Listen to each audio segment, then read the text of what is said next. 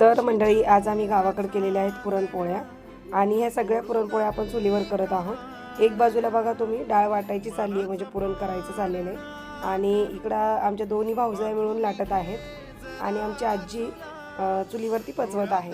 तर आमची आजी कायम चुलीवर स्वयंपाक करते आजही आणि तिच्या सुनांना सुद्धा तीच सवय लावली, नात सुनांना सुद्धा तीच सवय लावली। तुम्हाला कशा वाटतात चुलीवरच्या पुरणपोळ्या नक्की सांगा आणि कटाची आमटी पहा। धन्यवाद। उजळे तुझ्या हसूने कण कण अन चंद्र हे हातीचे काकण